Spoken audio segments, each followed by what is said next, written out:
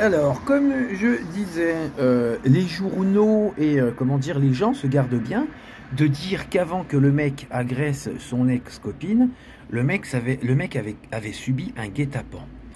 Mais en parlant de guet-apens aussi, il y a un truc que j'aimerais revenir. Avant les menaces de mort proférées par Stéphanie et Virginie et leurs potes, quand j'avais subi, au même moment que j'avais subi le viol en garde à vue par la police nationale d'Agondange, quand j'envoyais mes courriers, que j'appelais, machin, que je cherchais soutien, c'est bizarre, la police municipale d'Agondange me disait « Mais non, venez à Agondange, vous êtes le bienvenu, il n'y a pas de raison que vous veniez pas, machin, voilà. » Ah, faut se méfier, hein.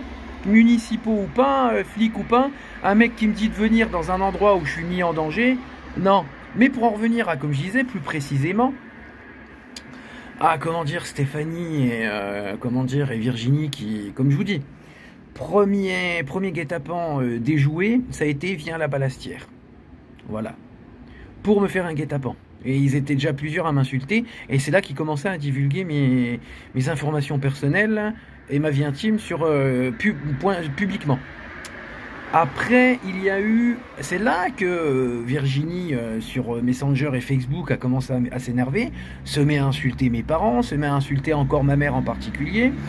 Et elle me dit, t'as qu'à venir... En plus, oui, t'as qu'à venir avec tes parents, tu vas voir, on va en faire notre affaire. Et puis voilà, t'as qu'à venir sur le parking du Norma. Mais on va voir ce que c'est, t'as qu'à venir. Mais à chaque fois que ça soit caché par des, comment dire, des faux profils... dans l'espoir émotionnel, voilà, en pensant que j'allais avoir la niaiserie de venir, en pensant voir Stéphanie, et le coup du Norma où elle s'est énervée en disant qu'elle voulait me défoncer, et ben voilà, regardez, Hayange, Agondange, Amnéville, des femmes créaient des guet-apens pour faire venir les mecs et faire des expéditions punitives. Voilà. Donc, je veux dire, imaginez-vous, j'aurais écouté, j'aurais été naïf et niais. J'aurais écouté la Virginie, que ça soit derrière un faux profil ou pas, et que je me serais fait défoncer en pensant voir Stéphanie et en pensant pouvoir lui parler correctement. Bah voilà, des guet-apens sont faits dans le secteur d'Hayange, à Gondange et à Amnéville. Voilà. Et donc, c'est tout. Voilà. Donc heureusement que je suis pas aussi déglingué que certains mecs, parce que comme je vous l'ai dit dans d'autres vidéos, hein, ça fera un bail que... Voilà, hein. Et qu'est-ce que je voulais dire Et pour ça, donc après maintenant...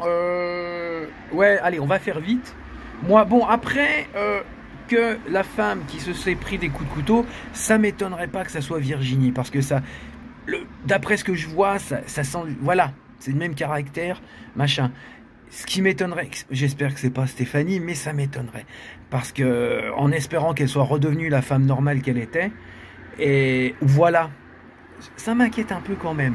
Parce que ce qui est arrivé au mec, ça m'est arrivé. Seule différence que moi, c'est que je porte plainte avocate, et j'ai pas envie de tomber dans un guet-apens, parce que j'avais, comment dire, comme je vous le dis, j'avais découvert qu'il y avait des flics complices dedans, et puis, et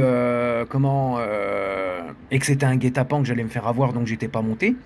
Puis je préfère me défendre avec les avocats et puis sur un point de vue psychologique avec l'effet papillon. Parce que je sais que si je m'attaquerais physiquement à quelqu'un, ça se retournerait contre moi sur tous les points de vue et ça alimenterait les clichés, les amalgames et la misandrie. Voilà. Mais voilà. Virginie et Stéphanie ont créé des guet-apens que j'ai avortés. On crée des expéditions punitives que j'ai avortées.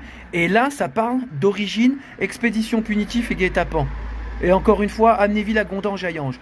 On va pas pouvoir en dire plus. Salut, c'était moi, interlude numéro 2. Fini!